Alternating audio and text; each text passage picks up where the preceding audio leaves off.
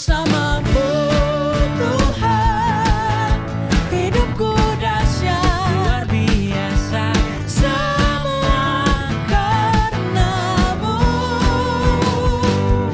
Kan ku ceritakan betapa dahsyat Engkau Tuhan pada dunia. Kau hebat dalamku. Kami akan menceritakan betapa hebat Engkau dalam hidup kami, Tuhan Yesus. Oh, tak peduli apa yang dunia katakan, aku adalah diriku di tangan-Mu Bapa. Tak peduli apapun yang dunia katakan, aku bisa seperti yang Kau inginkan.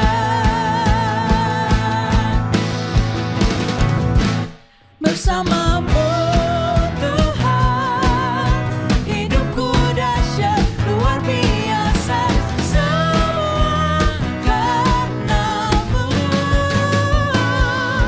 Kan ku ceritakan betapa dahsyat Engkau Tuhan pada dunia. Bersama-Mu Tuhan, hidupku dahsyat luar biasa, semua karena-Mu. Kan ku ceritakan betapa dahsyat Engkau Tuhan pada dunia. Kau hebat dalamku. Oh, oh, oh, oh, oh, oh,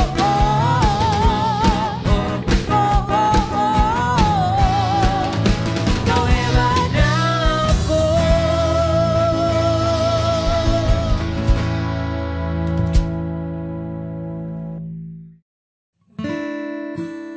Sebab kasih setia-Mu lebih dari hidup bagi kami, Tuhan.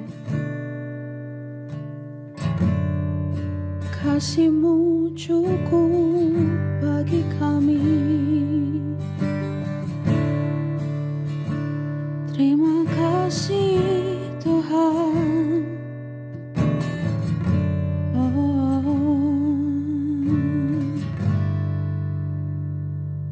Saat indah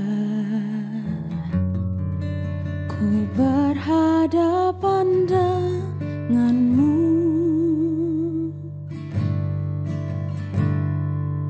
memandang wajah-Mu, Yesus kekasih jiwaku.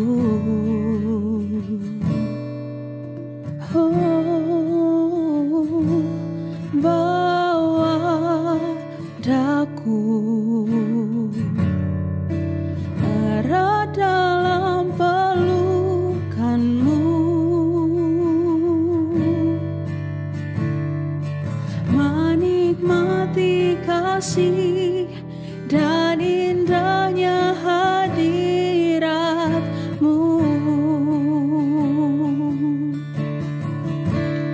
Hadirat-Mu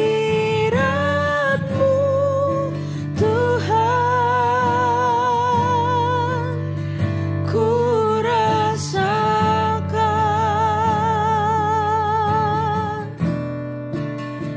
kekudusan-Mu Bapa.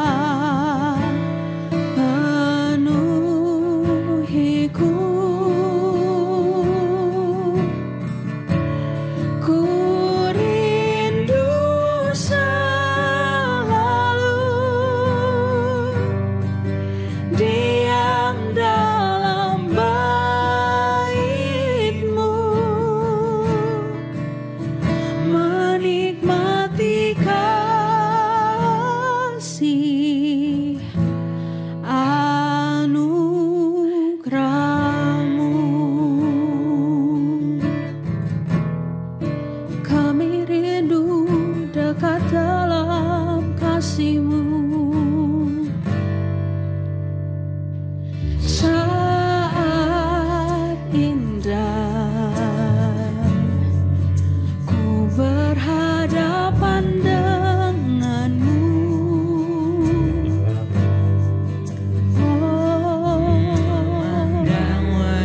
memandang wajahmu, kasih jiwaku. bawa daku Tuhan, bawa daku erat dalam pelukan-Mu, menikmati kasih dan indahnya hadirat-Mu.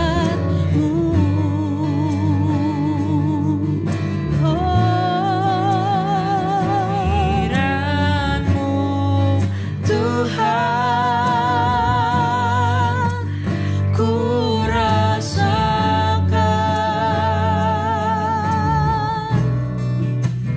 kekudusan-Mu Bapa, penuhiku.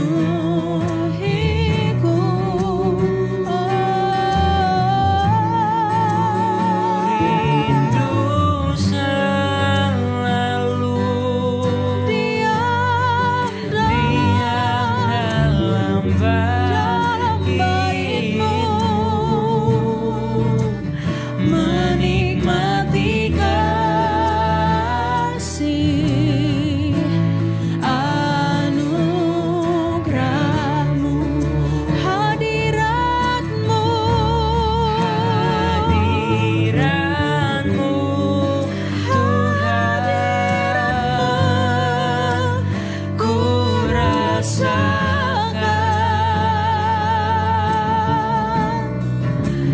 kekudusan-Mu Bapa, penuhiku.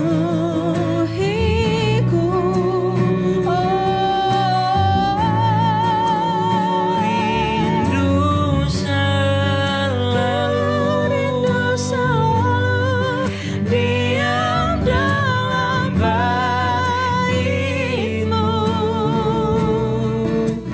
menikmati kasih anugerah. Kami rindu selalu, ku rindu selalu diam dalam bait-Mu, menikmati kasih anugerah-Mu, menikmati kasih-Mu, menikmati kasih anugerah-Mu.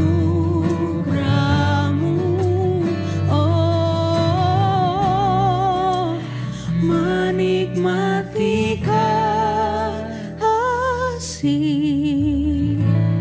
anugerah-Mu.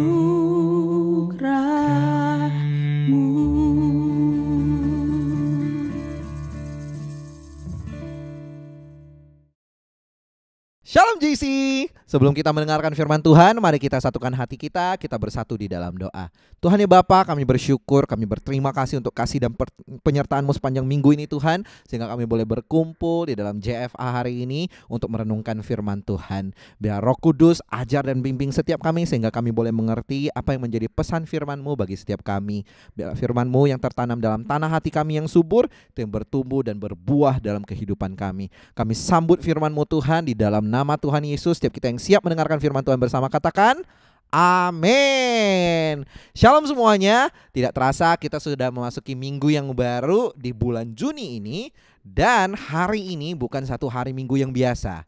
Hari ini kita kenal sebagai hari di mana Roh Kudus itu dicurahkan, atau kita kenal sebagai hari Pentakosta. Nah, di sepanjang bulan ini gereja memberikan satu tuntunan tema, yaitu doa adalah anugerah Allah yang diambil dari Roma 8 ayat 26 sampai 27. Minggu lalu kita sudah bahas nih di sesi JFH sebelumnya oleh Ko Melvin tentang apa itu doa. Mengapa penting untuk kita berdoa dan apa hasil dari doa kita. Hari ini tema yang ingin Koken bawakan adalah daily power supply. Boleh sama-sama katakan daily power supply. Nah, kalau diterjemahkan dalam bahasa Indonesia itu artinya adalah sumber tenaga atau penyedia tenaga sehari-hari. Nah, hari ini kita akan belajar bagaimana doa itu berperan sebagai penghubung kita dengan sumber energi atau sumber tenaga bagi kehidupan kita sehari-hari. Koken akan mulai dengan ayat inti dari tema kita hari ini. Ayat intinya sangat mudah kok teman-teman. Ini merupakan salah satu ayat terpendek yang ada di Alkitab. 1 Tesalonika 5 ayat 17. Tetaplah berdoa. Yuk teman-teman, sama-sama kita katakan di tempat kita masing-masing. 1 Tesalonika 5 ayat 17. Tetaplah berdoa. Kalau ada teman di kiri kanannya, boleh bilang ke kiri kanannya, tetaplah berdoa. Nah, ada sebuah kisah di Alkitab yang diambil dari Yohanes 4 ayat 1 sampai 42. Koken tidak akan bacakan selengkapnya, Koken akan ringkas supaya teman-teman bisa lebih cepat mengerti. Kisah ini merupakan percakapan antara Tuhan Yesus dengan seorang perempuan Samaria. Singkat cerita, Tuhan Yesus ingin kembali ke Galilea dan ia singgah di sebuah kota di mana ada sumur di situ. Karena kelelahan, Tuhan Yesus duduk di sana dan adalah seorang perempuan Samaria yang hendak menimba air. Singkat cerita, Tuhan Yesus meminta air tersebut, tapi perempuan itu kemudian bercakap-cakap dengan Tuhan Yesus dan akhirnya Tuhan Yesus mengetahui bahwasannya perempuan ini memiliki 5 orang suami. Dan bahkan yang tinggal bersama dengan dia saat ini bukan suaminya. Sehingga perempuan ini bertanya, kini taulah aku bahwa engkau adalah seorang nabi. Dan ia juga mengetahui bahwa Mesias itu akan datang dan akan memberitahukan segala sesuatunya yang ada ya tentang diri mereka sendiri. Nah, jadi Tuhan Yesus mengatakan, akulah dia yang sedang bercakap-cakap dengan engkau ini. Maka perempuan ini secara langsung meninggalkan buyungnya di sumur tersebut, pergi ke kotanya, lalu menyampaikan kepada orang-orang yang ada di kotanya. Di sana ada seorang yang mengatakan kepadaku segala sesuatu yang telah kuperbuat. Mungkinkah dia Kristus itu? Dan seketika banyak orang di kota tersebut menjadi percaya kepada Yesus oleh kesaksian perempuan Samaria ini. Teman-teman, kita bisa melihat bagaimana gambaran doa di dalam percakapan ini, teman-teman. Di dalam kisah yang singkat ini. Percakapan antara perempuan Samaria dengan Tuhan Yesus ini adalah gambaran daripada doa. Di mana kita tahu bahwa doa itu, kalau kita lihat di KBBI, adalah permohonan, harapan kita kepada Tuhan. Tetapi secara rohani kita ketahui bahwa doa itu adalah sarana komunikasi kita manusia kepada Tuhan. Nah, kita bisa melihat percakapan itu sebagai sebuah doa dan apa yang menjadi hasil doanya. Nah, sedang berbicara tentang air. Tuhan Yesus minta air, tapi perempuan ini berkata, tapi engkau tidak memiliki ember. Bagaimana kamu bisa menimba air ini?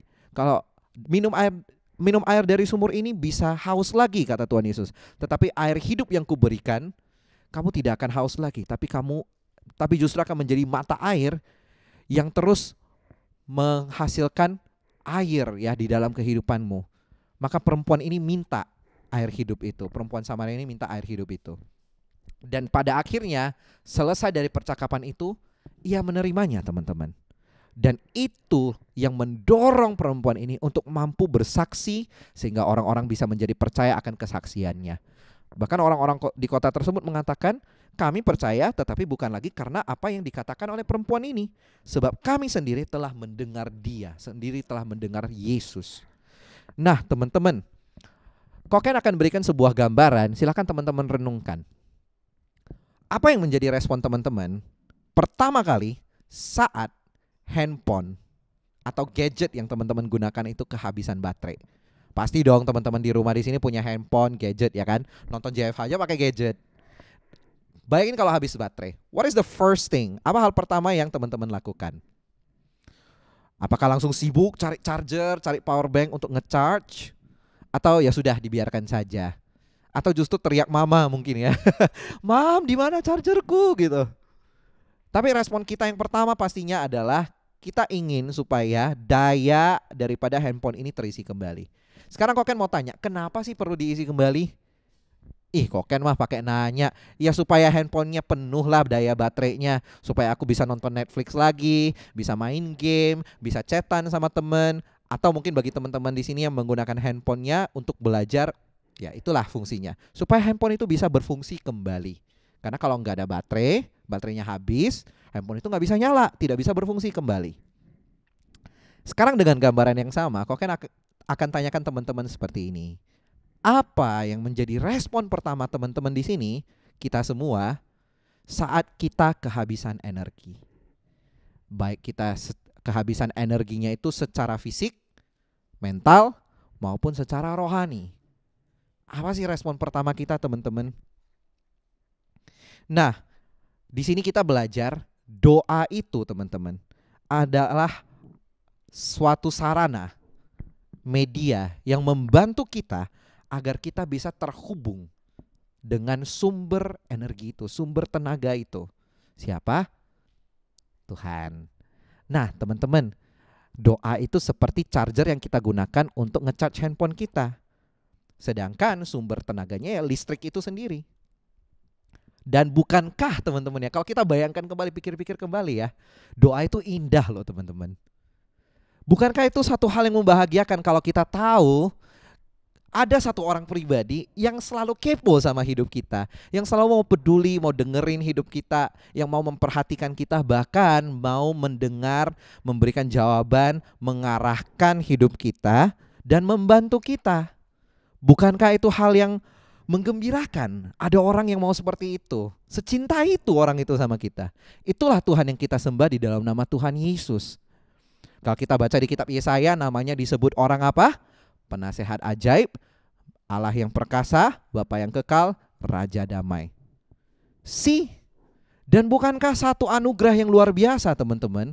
Kita bisa dengan mudahnya itu ngobrol sama Tuhan dengan doa. Kita tidak perlu ada perantara seperti korban, tidak perlu perantaraan imam yang dilakukan orang-orang di zaman perjanjian lama. Tapi karena Tuhan Yesus mau menebus kita di atas kayu salib, mati dan bangkit bagi kita, bahkan naik ke surga dan mencurahkan Roh Kudus-Nya, tabir bait Allah itu terbelah. Artinya apa? Penghalang antara kita dengan Tuhan itu sudah tiada. Tuhan Yesus sudah menjadi perantara itu. Tuhan Yesus sudah jadi imam besar agung itu, sudah menjadi akses bagi kita terhubung dengan Tuhan. Tepuk tangan dong untuk Tuhan Yesus. That's the beauty of prayer. Tapi teman-teman, sayang gak sih kalau ada orang-orang yang masih enggan untuk berdoa? Bahkan Koken boleh katakan itu adalah suatu kesombongan. Sombong banget nih orang. Udah ada orang yang care sama kita, yang mau dengerin kita, bahkan memberikan jawaban, membantu kita. Tapi ini orang tolak, enggan. Kenapa Koken bisa bilang itu suatu kesombongan? Berarti kita mengatakan bahwa Tuhan is okay, I can do it myself, I can do it without you. Kayak handphone yang ngomong, gak perlulah charge aku bisa. Gak perlu ada listrik, gak perlu ada daya baterai, I can function well. Padahal nyatanya, is it possible? Kalau handphone yang sudah mati, tidak di charge, apakah masih bisa berfungsi? Sama dengan kehidupan kita teman-teman. Lantas kenapa kalau kita renungkan orang-orang itu enggan berdoa? Mungkin ya kalau di pergaulan teman-teman, kalau misalnya lagi doa makan nih, yuk doa. Siapa nih yang doa? Siapa nih yang doa? Doa masing-masing aja. Atau kalau disuruh pimpin doa, bagaimana respon kita? Apakah kita tunjuk satu sama lain atau kita yang inisiatif? Mari kita bersatu dalam doa. Kenapa orang enggan berdoa? Kesimpulan yang Koken dapat adalah satu, keraguan. Keraguan akan apa teman-teman? Akan dirinya sendiri. Itu yang pertama. Ragu akan dirinya sendiri dalam hal berdoa. Dia ragu bahwasannya apa yang dia sampaikan itu apakah akan didengar Tuhan? Apakah layak di hadapan Tuhan? Apakah doanya ini sudah baik di hadapan Tuhan? Ragu akan dirinya sendiri. Yang kedua adalah ragu sama Tuhan itu sendiri. Loh, masa iya kok? Iya dong. Emangnya kalau aku doa, Tuhan dengar, Tuhan jawab? Kenapa bisa ada keraguan-keraguan ini, teman-teman? Sama seperti perempuan Samaria yang ragu akan Tuhan Yesus. Jadi kalau di cerita lengkapnya itu ketika Tuhan Yesus minta air dengan perempuan Samaria ini, dia bilang, masakan kamu seorang Yahudi berinteraksi, berbicara, meminta air dari saya yang adalah seorang Samaria? Ragu. Ada maksud apa gitu? Tetapi kenapa keraguan ini bisa ada? Karena satu, teman-teman, tidak ada hubungan. Teman-teman, meskipun Allah kita itu maha tahu, mungkin teman-teman juga nanya kan ya, kenapa masih perlu doa? Kan Tuhan maha tahu. Tapi yang Tuhan cari itu bukan long requestnya kita, permintaan-permintaan panjang kita ya, Tuhan tolong berkati keluarga aku, tolong berkati pendidikanku, Tuhan aku mau mobil, Tuhan aku mau ini, mau itu, Tuhan tolong dalam nama Tuhan Yesus. Bukan itu yang Tuhan cari. Dan seharusnya bagi kita bukan berkat itulah, bukan permintaan itulah yang kita cari juga ketika kita berdoa di hadapan Tuhan. Bukan itu yang jadi target kita. Tetapi apa sih yang Tuhan rindukan? Yang Tuhan rindukan itu justru adalah keintiman, hubungan antara Allah dengan manusia. Itulah indahnya kekristenan, di mana kita dan Tuhan itu punya satu hubungan yang dekat. Bahkan kita bisa memanggil dia Bapa.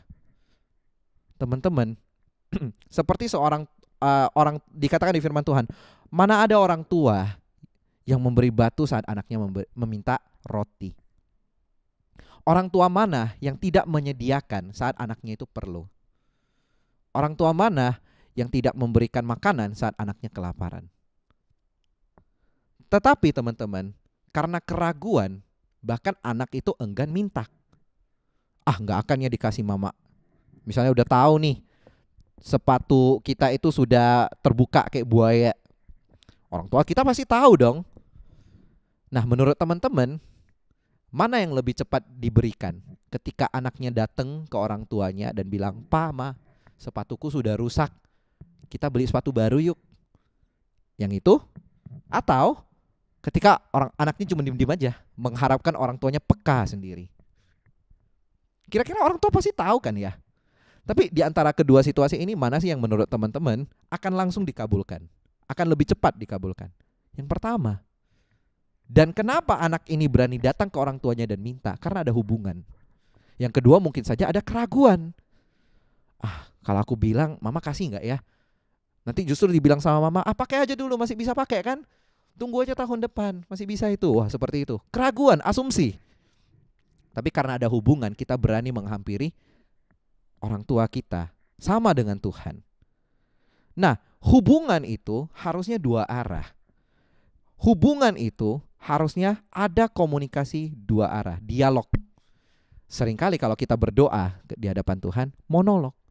Kita minta, ngomong sama Tuhan. Harusnya kalau yang namanya dialog, komunikasi, ada momen di mana kita ngomong, Tuhan mendengarkan. Dan ada saatnya kita justru diam dan mendengar, Tuhan ngomong, Tuhan jawab. Masa Tuhan jawab doa langsung sih kok? Gimana caranya? Secara audible gitu tiba-tiba, Kendrick, aku mendengar doamu, akan kukabulkan gitu. Enggak teman-teman ya. Tidak seperti itu. Tetapi bagaimana Tuhan menjawab doa? Firman Tuhan. Firman Tuhan. Katakan firman Tuhan. Makanya gak bosan-bosan sekali lagi kok kan ngajak teman-teman yang di rumah, baca firman Tuhan. Baca setiap hari. Tapi teman-teman, kita gak bisa mendengar orang lagi ngomong kalau situasi di sekeliling kita itu gak kondusif. Emang kalau misalnya di pasar kita bisa dengar dengan jelas orang yang lagi ngomong di hadapan kita. Sana teriak, di situ teriak.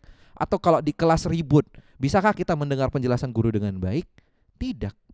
Justru kita akan teralihkan fokusnya. Makanya teman-teman, 1 Petrus 4 ayat 7 mengatakan apa? Kuasailah dirimu dan jadilah tenang supaya kamu dapat berdoa.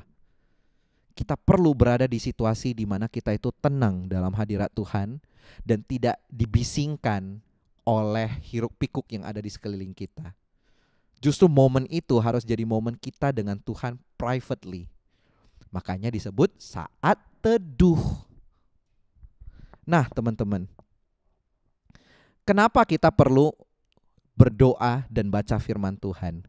Kerennya Tuhan kita itu adalah Tuhan kita itu mampu mengarahkan kita pada ayat, pada firman yang sangat kita perlukan di dalam doa sebagai jawaban doa kita. Teman-teman berdoa untuk apa? Masa depan. Kalau kita baca firman Tuhan, kita tahu di Amsal 13 ayat 23 ayat 18, Amsal 23 ayat 18 dicatat apa? Masa depan sungguh ada dan harapanmu tidak akan hilang. Teman-teman berdoa untuk apa? Kekhawatiran dan kecemasanmu. Maka Filipi 4 ayat 6 sampai 7 berkata apa? Janganlah kamu khawatir, nyatakanlah dalam segala sesuatu dalam doa dan permohonan dengan ucapan syukur, damai sejahtera Allah yang melampaui segala akal akan memelihara hati dan pikiranmu dalam Kristus Tuhan. Teman-teman merasa berbeban berat, capek, penat. Tuhan Yesus bilang apa di Matius 11 ayat 28? Marilah kepadaku yang letih lesu dan berbeban berat, aku akan memberikan kelegaan kepadamu. Teman-teman, when we dwell in the word, saat kita merenung, kita masuk dalam firman Tuhan, firman itu ngomong sama kita. Tapi itu, momennya itu kita harus tenang dalam hadirat Tuhan. Makanya namanya saat teduh. Dan kenapa kita mulainya di pagi hari? Sering disarankan mungkin saat teduh itu di pagi hari, benar ya teman-teman? Sama kayak kalau handphone kita deh teman-teman. Bisa nggak berfungsi sepanjang hari kalau tidak di-charge penuh dari pagi? Kehidupan kita juga seperti itu. Saat kita memulai saat teduh, saat kita memulai waktu dengan Tuhan di pagi hari, Tuhan itu memberikan energi, supply energi dari pagi supaya kita bisa menjalani sehari kita. Tuhan memberikan arahan dari pagi supaya kita tahu sepanjang hari ini bagaimana saya harus menghidupi firman Tuhan. Kalau dari pagi teman-teman baca, kasihilah sesamamu manusia seperti dirimu sendiri. I know what to do. This is God's instruction. Kalau firman Tuhan dari pagi mengatakan apa? Akuilah dia dalam segala lakumu, maka ia akan meluruskan jalanmu. Oke, in everything I do, saya harus mengandalkan Tuhan sepanjang hari itu.